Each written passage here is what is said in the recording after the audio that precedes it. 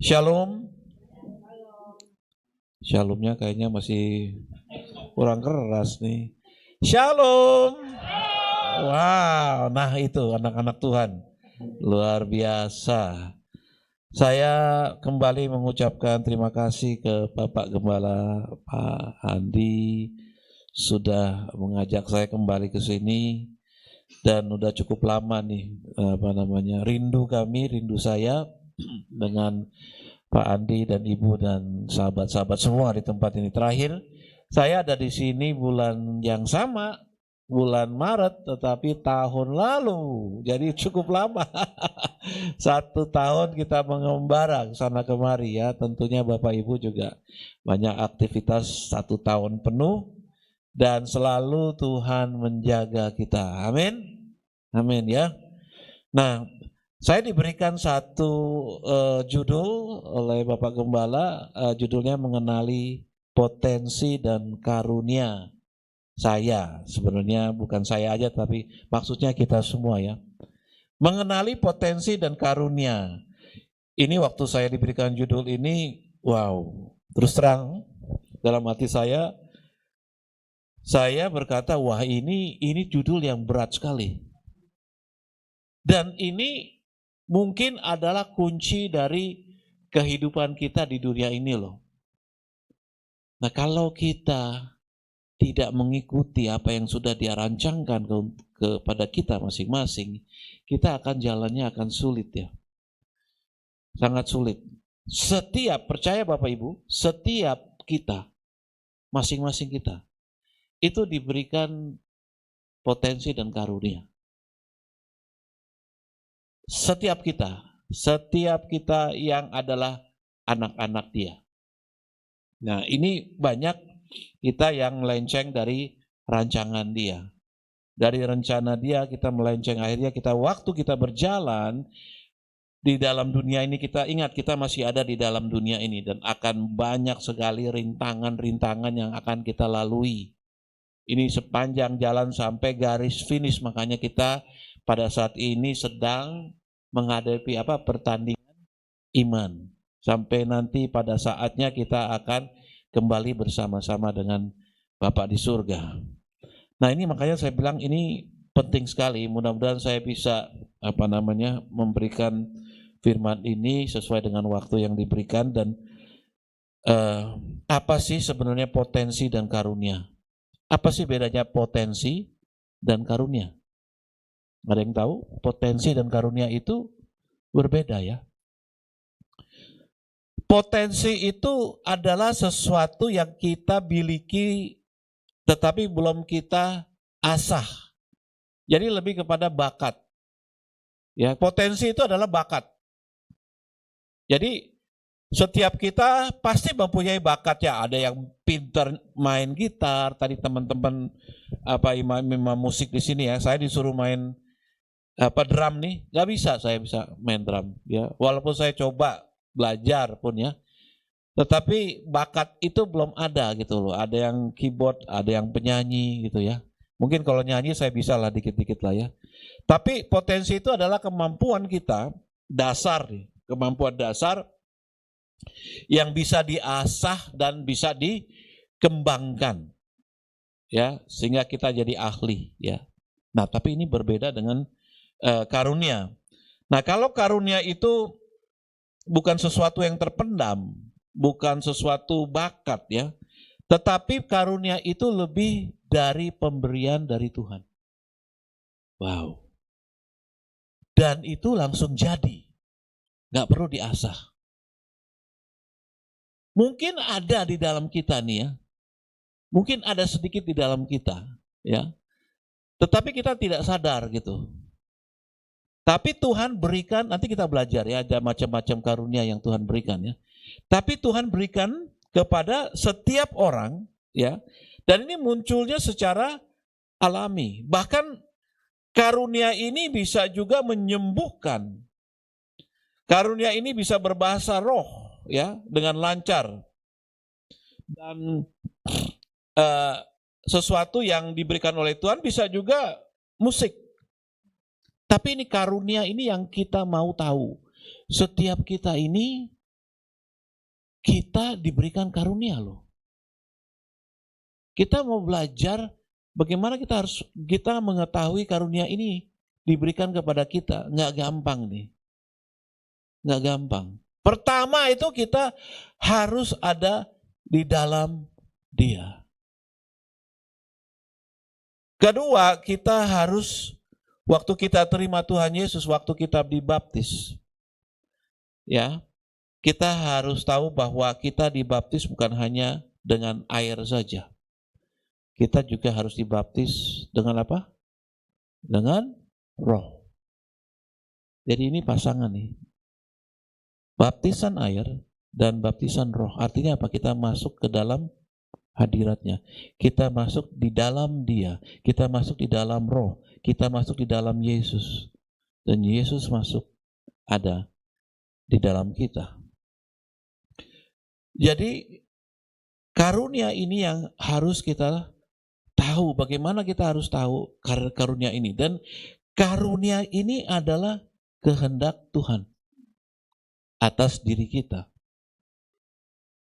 Kehendak Tuhan itu apa sih? Kehendak Tuhan itu gak gampang ya. Mungkin orang berpikir kehendak Tuhan kita datang kepada Dia ke gereja setiap hari Minggu, kita sujud berlutut, kita menyembah Dia, ya. Itu bukan kehendak Tuhan. Itu memang wajib kita lakukan. Ya. Kita harus lakukan itu sebagai anak-anak Tuhan. Nah, saya mau sedikit buka di Efesus 2 ayat 10. Efesus 2 ayat 10, dan ini kita harus sadari bahwa ada satu yang kadang-kadang kita lupa ya. Dan ini Efesus 2 ayat 10 kita buka dulu. Efesus 2 ayat 10.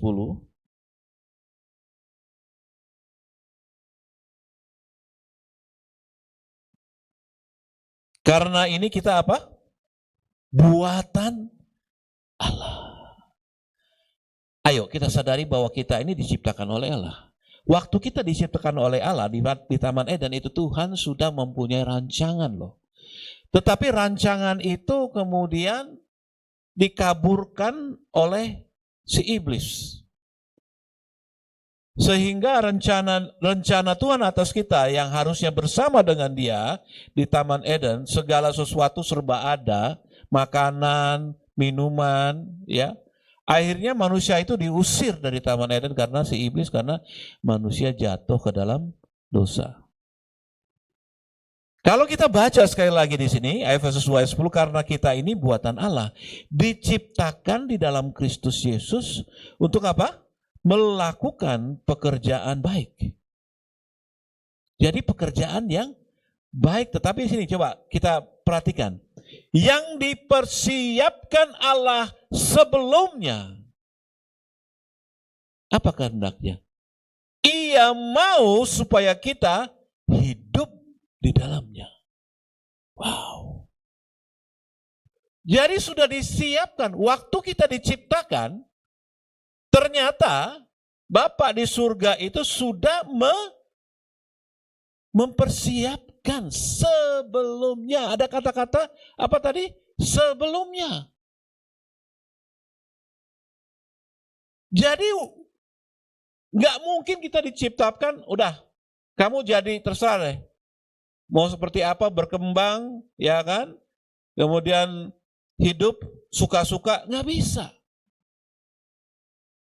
Waktu diciptakan, kita itu sudah ada rencana Tuhan yang mau supaya kita lakukan pekerjaan yang baik. Dan keinginan di sini dia bilang, ia mau, kehendak Dia nih, supaya kita hidup di dalamnya. Ini makanya berat loh. Kita nggak lakukan itu, kita nggak hidup di dalamnya, ya, berhasil nggak kita di dalam dunia? Ada kemungkinan kita nggak berhasil. Kita melenceng dari rancangan Dia. Sehingga kita bisa terjatuh di dalam dosa. Saya juga pribadi sendiri, saya juga waktu awal juga tidak tahu apa rancangan Tuhan terhadap hidup saya. Sekolah kita ini, pendidikan kita, atau background kita, pengetahuan kita, belum tentu itu rencana Tuhan loh. Makanya ini sesuatu topik yang berat loh.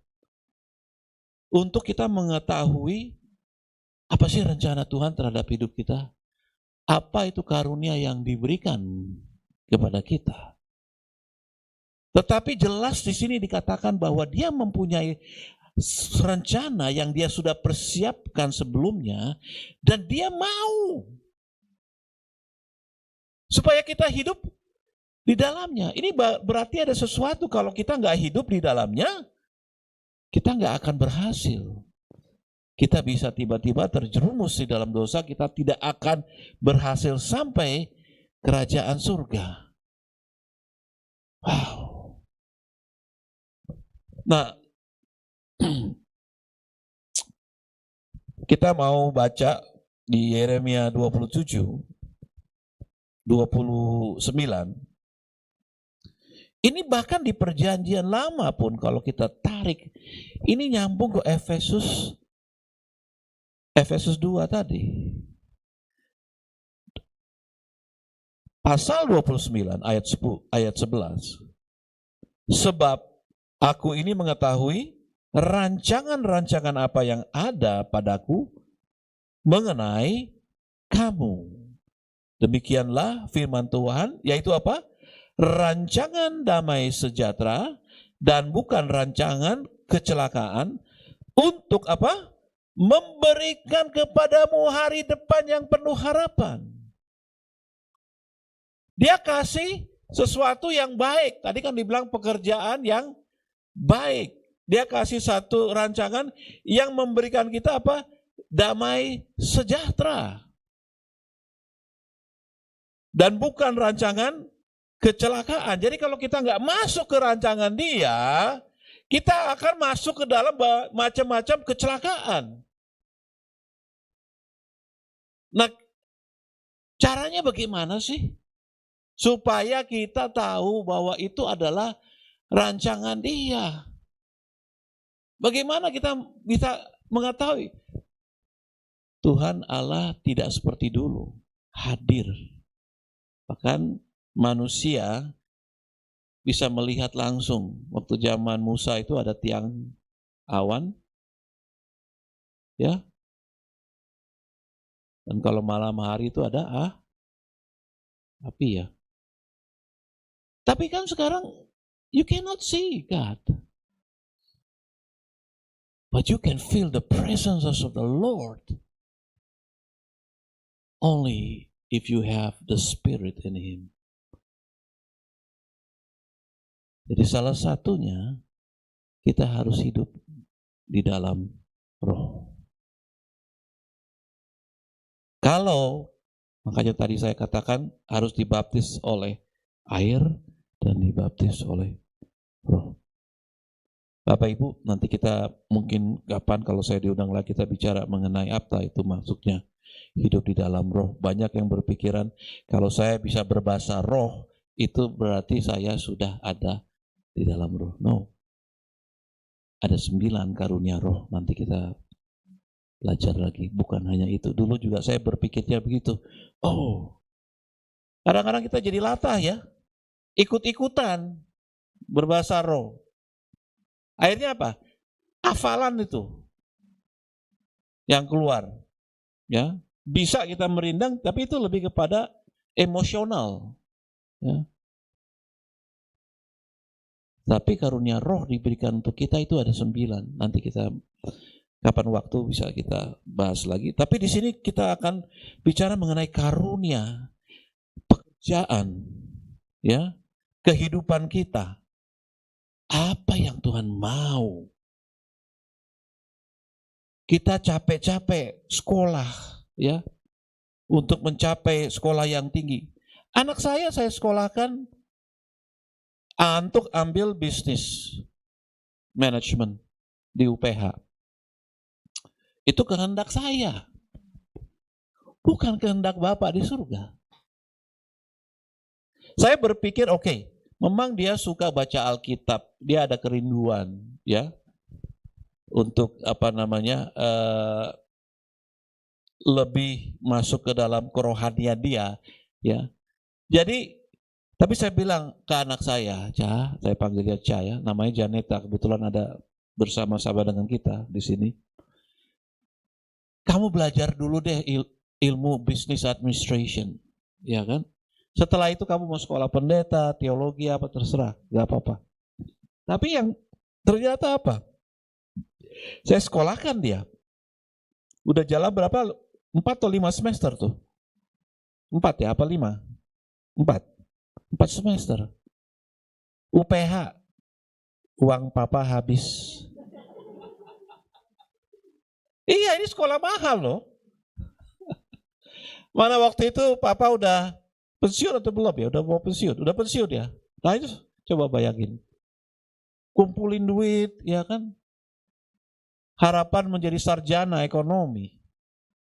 Tengah jalan 4 semester, pagi-pagi, dia nggak ke kampus. Saya bingung, istri saya bingung. Dia udah nangis. Dia bilang saya, ya istilahnya lempar handuk. Nggak mau teruskan. Memang setiap semester saya perhatikan tuh nilainya pas-pasan ya, 2, sekian, 2, sekian gitu loh. Ini kan mengkhawatirkan kan. Saya coba bantu juga, ya kan? Untuk ajarin dia gitu ya. Tapi kelihatannya memang jalannya berat. Jadi 4 semester udah keluar uang banyak, terpaksa keluar. Kenapa yang dia mau? Dia udah nangis ya. Jadi saya bilang udah Pak, biar kehendak dia aja. Mungkin itu yang Tuhan mau. Ya kan? Tahu nggak dia kemana? Sekolah teologi ya. Di Karawaci juga. Harvest. Dan nilainya luar biasa. 3, sekian, pokoknya nilainya tuh jauh lebih tinggi daripada kalau dia di sekolah UPH. Dan ini rencana Tuhan. Nah, sekarang dia lebih banyak melayani misi dan kunjungan ke suku Baduy. Kemudian kalau setiap hari Selasa dia pergi ke bawah kolong jembatan 3, itu banyak pemulung, tukang sampah, dia ngajar di situ. Ya. Nah kita juga harus berpikir apakah kehendak Tuhan atas kita. Ingat bahwa kita hidup di dunia ini sementara loh. Bukan selamanya. Nanti yang selamanya di sana. Jadi kumpulkan hartamu di mana? Yang di sana. Bukan yang di sini. Di sini Tuhan punya rancangan untuk kita masing-masing. Ya, di sini Tuhan akan berikan kita karunia. Ya, kita buka yuk di Roma 12 ayat yang ke-6.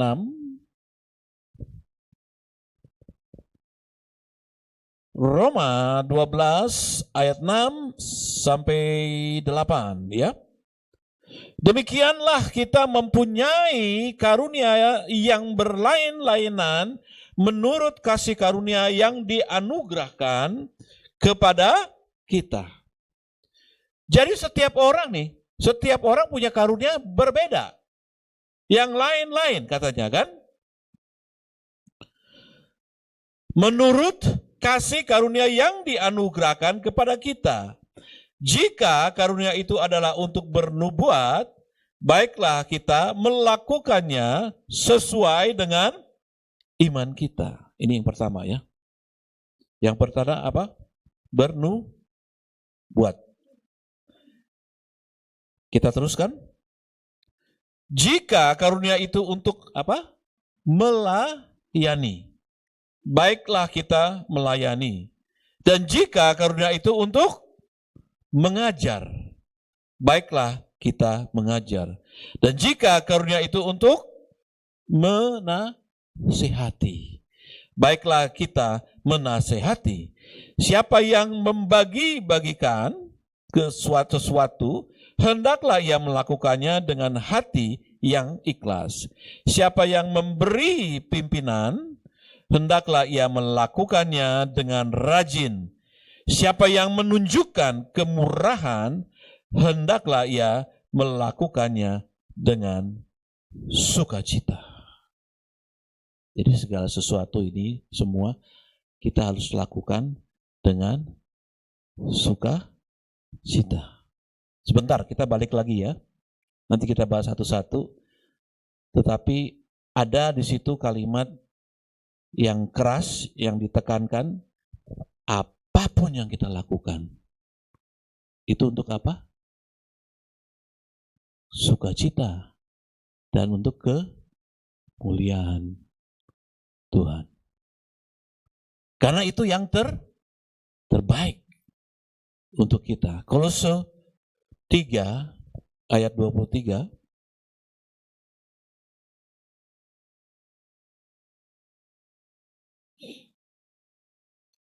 Kolose 3 ayat 23, apapun juga yang kamu perbuatlah dengan apa? Segenap hatimu seperti untuk Tuhan dan bukan untuk manusia.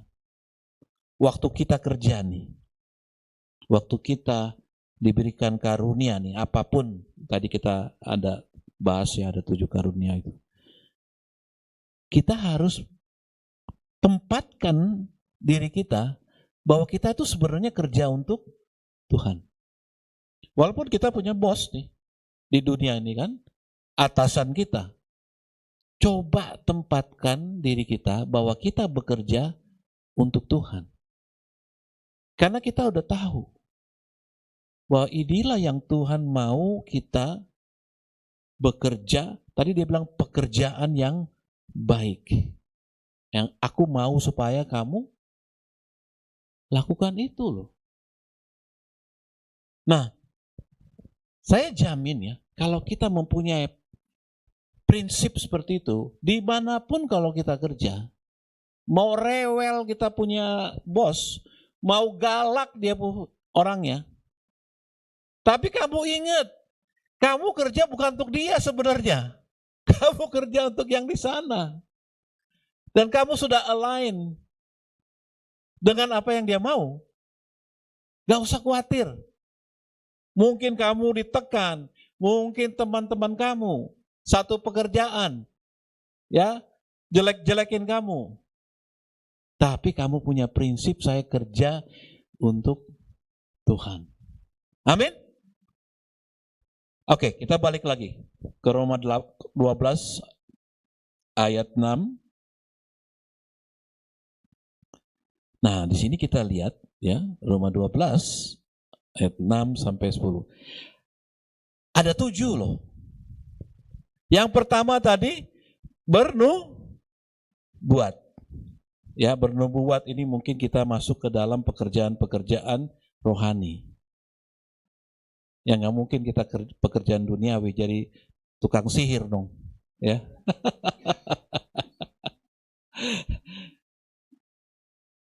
Oke, lakukan sesuai apa imanmu, ya. Kemudian pekerjaan untuk melayani, bisa di gereja, bisa kan? Tetapi bisa di dunia sekular dong. Pelayanan, service oriented company, bisa di rumah sakit, hospital, itu melayani loh. Jadi Tuhan kasih satu tadi, bernubuat, melayani. Yang ketiga apa? Mengajar. Bisa di dunia rohani jadi pengajar, ya kan, Bible study. Tapi juga bisa di dunia sekuler. Jadi apa kalau pengajar? Guru, ya, dosen. Guru bisa macam-macam, guru les juga bisa. Coba nih perhatikan, ini Tuhan berikan setiap kita loh nih. Nanti kita tanya sama diri kita, ya.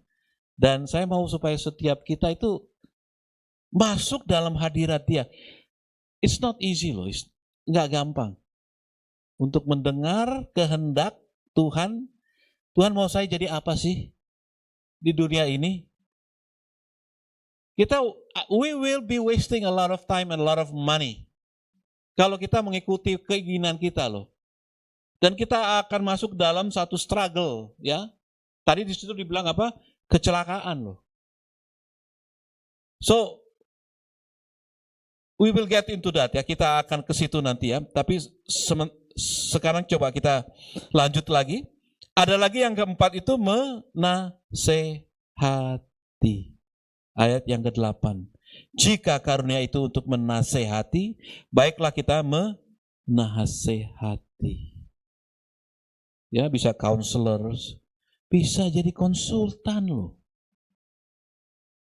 Advisors, konsultan. Saya sekarang sebagai komisaris. Tugas saya itu menasehati, memberikan arahan, memberikan petunjuk kepada dewan direksi. Ya, jadi Tuhan bisa pakai kita, dia bisa pakai anak-anaknya di dunia sekuler. Ya. Jadi menasehati ini kita bisa jadi guru. Kita bisa jadi konsultan. Banyak anak-anak Tuhan di dunia seperti itu ya. Konsultan pajak, konsultan keuangan, konsultan manajemen, ya. Konsultan SDM. Saya nggak tahu beberapa mungkin Bapak Ibu dan adik-adik di sini sudah ada yang mempunyai pekerjaan sesuai dengan Tuhan yang berikan, ya. Yang selanjutnya apa? Yang kelima, ayat 8, siapa yang membagi-bagikan. Ini pekerjaan sosial loh. Di yayasan loh. Misi, itu bahkan tuh sosial juga. Kerja di Palang Merah Indonesia. Kemarin ada banjir, ya kan? Punya hati untuk membagi-bagikan sembako. Banyak ini. Yang selanjutnya kita lihat lagi di situ, memberi apa? Hendaklah ia melakukannya dengan hati yang ikhlas. Kalau kita punya pekerjaan, suka untuk membagi-bagikan. Siapa yang memberi? Pimpinan. Ini seorang pemimpin. Hendaklah ia melakukannya dengan rajin. Jadi seorang pemimpin, ada dari kita ini, memang Tuhan punya rancangan untuk menjadi seorang pemimpin. Kayak Pak Andi di sini. Seorang gembala adalah seorang pemimpin rohani. Ada yang jadi direktur, ada yang jadi manajer, anak buahnya banyak. Bagaimana kita bisa menjadi showcase? Kalau Ahok bilangnya waktu itu showcase ya. Waktu kita anak Tuhan itu kita harus menjadi garam, jadi terang. Apalagi seorang pemimpin. Jadilah seorang pemimpin yang baik. Jadilah seorang pemimpin yang Tuhan mau. Supaya waktu kita memimpin, jangan lupa kita juga memenangkan jiwa-jiwa. Nggak perlu kita bawa Alkitab ke kantor kita. Ya kan? Langsung kita khotbahin mereka, kita injili mereka, nggak perlu. Dengan apa ada kita, karakter kita, kebaikan kita, sinar yang kita keluarkan dari wajah mata kita, kelakuan kita, itu sudah beribadah. Ya, jadi kalau mungkin dari teman-teman di sini ada yang jadi pemimpin, ya. Pemimpin itu bukan hanya di kantoran, di dunia usaha juga sama, ya. Kita mempunyai toko, bisa aja kan? Bagaimana kita memimpin anak buah kita yang jualan, yang kerja, yang supir dan sebagainya. Itu kita juga menjadi pemimpin. Coba kita tujukan kasih karunia atau kasih Tuhan Yesus supaya kita cerminkan karakter Tuhan Yesus. Ya. Dan yang terakhir di sini apa? Karunia apa? Kemurahan. Ini pekerjaan-pekerjaan yang tanpa pamrih, tanpa imbalan. Jadi orang mungkin yang apa aja yang disuruh dia mau dan dia nggak pernah minta uang. Wow, ada banyak teman-teman saya yang mungkin waktu dia masih muda, cukup dia punya ekonominya, dan sekarang dia kerjanya itu volunteer aja. Dan tanpa mau dibayar. Ini yang tertinggi. Kita bekerja untuk mengasihi sesama, untuk menyatakan kasih Tuhan Yesus. Segala sesuatu kita lakukan dengan sukacita, tanpa pamrih, tanpa berpikir lu harus bayar gue nanti, lu gantian. No. Dia lakukan dengan sukarela, dengan sukacita. Karena apa yang tadi itu? Kita bekerja untuk siapa? Untuk Tuhan. Kolose 3 ayat 23. Ya, untuk kemuliaan Dia. Kalau kita mempunyai prinsip seperti itu, kita hidup dan kerja itu nggak akan stres. Percaya saya deh. Ya. Saya berusaha berapa kali saya kerja, kadang-kadang memang nggak gampang. Gampang diucapkan. Tapi dalam dunia nyata, ada aja macam-macam. Tetapi saya selalu diingatkan, hei, kamu itu di sini kerja untuk saya loh, Tuhan bilang. Kamu tuh hidup di dunia ini untuk sementara loh. Nggak selamanya. Jadi nggak usah khawatir. Ada orang yang jelekin kita, ada orang yang jatuhin kita. Ya. Bahkan kalau bisnis kita pun sedang jatuh, jangan loyo, jangan lesu, jangan langsung hilang harapan. Ada Tuhan, kita kerja, kita bilang, Lord, saya kerja untuk Bapak loh.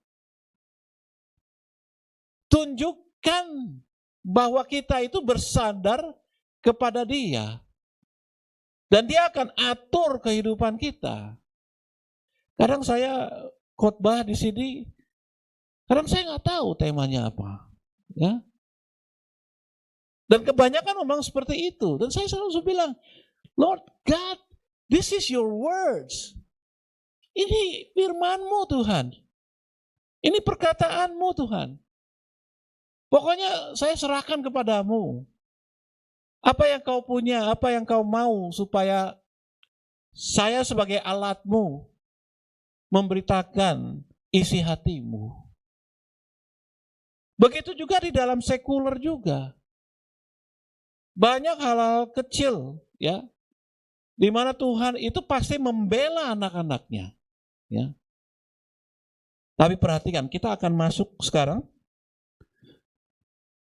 Bagaimana kita bisa mengetahui kehendaknya?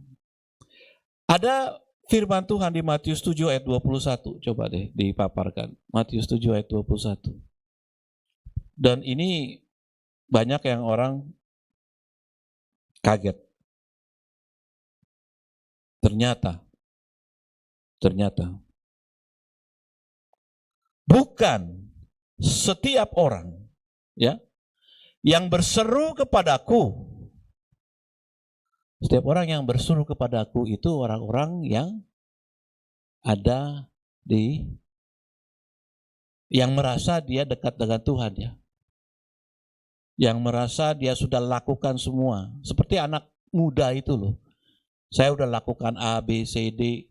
Saya sudah puasa, saya sudah lakukan ini. Pokoknya apa semua yang ada syarat yang ada di perjanjian lama, hukum Taurat. Ya, dia sudah lakukan semua. Dia berseru, Tuhan akan masuk ke dalam kerajaan surga. Tidak setiap orang. Ini kesaksian Benny Hinn. Ini ayatnya. Benny Hinn mungkin udah pernah lihat, bisa dicek di YouTube. Dia sakit, dia sampai ICU, dia udah mau mati. Bahkan dia udah koma. Dia naik ke atas. Dia merasa banyak jiwa-jiwa yang aku selamatkan. Banyak jiwa-jiwa yang aku lakukan mujizat kesembuhan. Iya kan? Luar biasa. Sampai di atas, ini kesaksian dia. Karena dia secara rohnya, jiwanya tuh naik ke atas. Dia sudah di ICU. Udah nggak sadarkan diri, udah koma. Dia naik ke atas, ternyata waktu di atas dia harus ngantri. Ketemu Tuhan Yesus. Ke sana lu katanya. Dia kaget. Padahal seorang hamba Tuhan yang luar biasa. Tapi Tuhan baik. Dia bertobat, dia nangis. Dia begging kepada Tuhan. Tuhan kirim kembali ke dunia. Dari komanya dia bangun. Dan sekarang kalau lihat khotbah-khotbahnya Benny Hinn, waduh, beda sekali dengan dulu. Coba buka. Saya sering dengar khotbah dia. Jadi hati-hati hamba-hamba Tuhan, ya, boleh menguasai semua ayat Alkitab. Ya, saya nggak hafal, saya harus buka. Tapi ada hamba Tuhan udah langsung tahu rumahnya. Matius 7 ayat 21. Oh ini Markus, oh ini Matius 6 ayat 33. Semua dia tahu, dia hafal. Dia menguasai itu firman Alkitab. Saya enggak. Tetapi problemnya apa? Alkitab tersebut tidak menguasai kehidupan. Hanya dia yang menguasai Alkitab. Tetapi Alkitab tidak menguasai dia. Itu yang terjadi. Dan ini sangat keras. Kalau kita baca selanjutnya.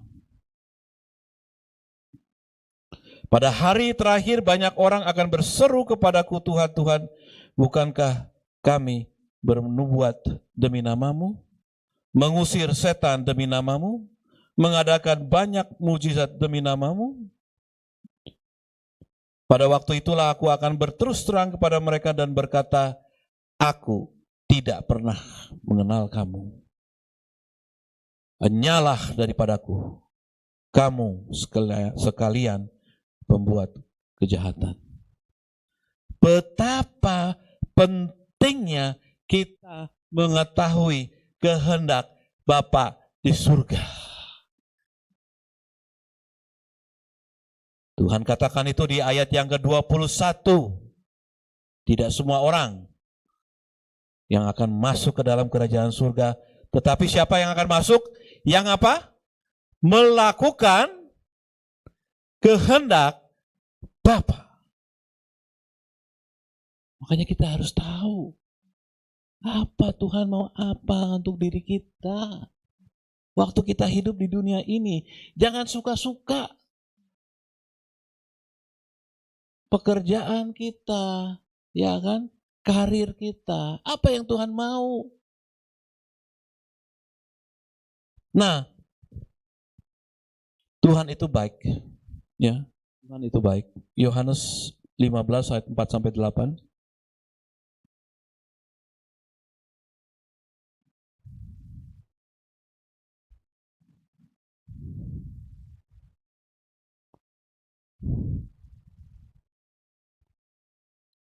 Dia mau apa di sini? Tinggallah di dalam aku dan aku di dalam kamu. Seperti apa? Dikasih ilustrasi nih. Seperti ranting tidak dapat berbuah dari dirinya sendiri kalau ia tidak tinggal pada pokok anggur. Demikian juga kamu tidak berbuah jikalau kamu tidak tinggal di dalam aku. Gak bisa. Kalau kita di luar dia, kita gak bisa. Kita lanjut ya.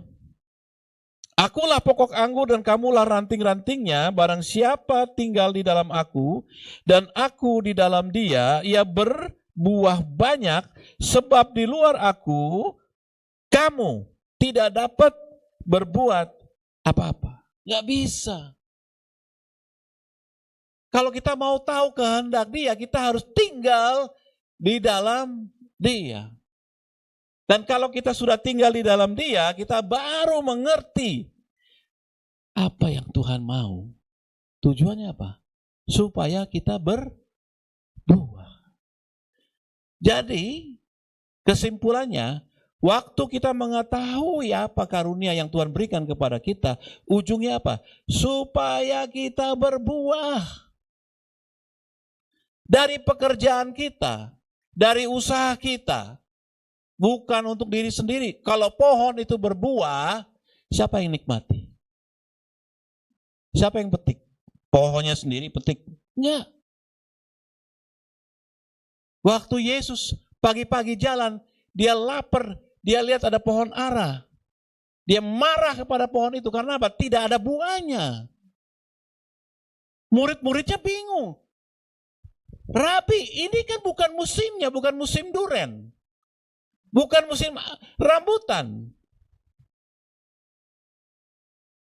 Ya jelas ya, pohon itu memang belum waktunya. Tapi kenapa Tuhan Yesus marah? Karena dia ilustrasikan pohon itu adalah manusia. Manusia itu harus berbuah setiap hari. Amin. Makanya Tuhan Yesus marah, dia kutuk pohon itu. Itu ultimate-nya Tuhan mau supaya waktu kita lakukan kehendak Dia, kita harus berbuah. Bapak Ibu, kita sekarang masuk ke dalam bagaimana kita mengerti kehendak Dia. Ada 3. Untuk mengetahui kehendak Dia, kita harus datang kepada Dia. Tetapi Tuhan sudah menjanjikan waktu Tuhan berangkat naik ke atas. Apa yang Tuhan janjikan? Roh Kudus. Ya. Yohanes 14 ayat 26.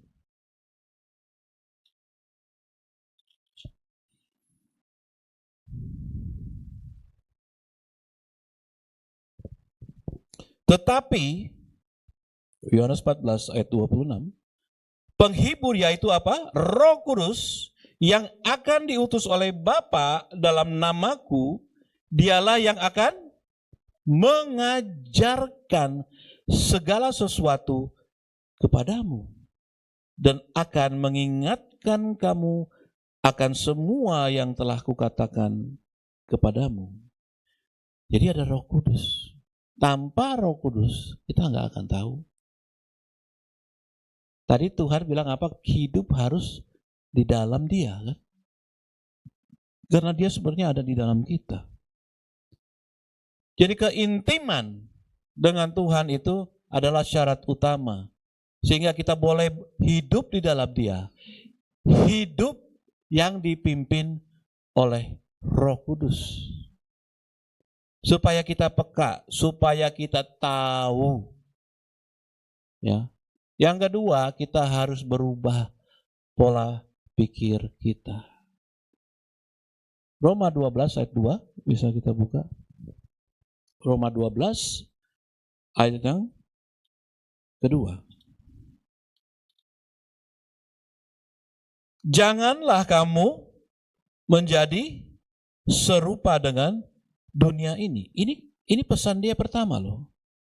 Jangan jadi serupa dengan dunia ini, jangan terpengaruh dengan lingkungan, dengan hal-hal, dengan perkataan orang, dengan kondisi. Tetapi Tuhan mau apa? Di Roma 12 ayat 2, tetapi apa? Berubahlah oleh pembaharuan budimu sehingga, perhatikan ini, perhatikan, kamu dapat membedakan manakah kehendak Allah. Apa yang baik, yang berkenan kepada Allah, dan yang sempurna. Itu kuncinya. Mau tahu kehendak Allah? Jangan jadi serupa dengan dunia. Tetapi berubahlah. Ini pikiran kita yang masih duniawi. Supaya kita tahu. Kalau kita masih kebanyakan kedagingan kita hidup di dalam kedagingan kita, bukan di dalam roh, kita sulit, nggak bisa ngerti apa maunya Tuhan. Kehendak Tuhan apa sebenarnya? Jadi kita udah belajar ya. Yang ketiga, yang pertama, the Holy Spirit will teach you. Ya, the Holy Spirit, you have to live in spirit. He will teach you, he will guide you. Ya. Yang kedua tadi, kita harus rubah, renew your mind, change, ya, rubah pikiranmu. Supaya ayat Alkitab bilang, pikirkan hal-hal yang di atas, bukan yang di bumi. Pikirkanlah akan hal-hal yang di atas. Yang ketiga, kita harus tahu bahwa kita adalah anak-anak Tuhan. It's so simple. Everybody said, saya anaknya Tuhan.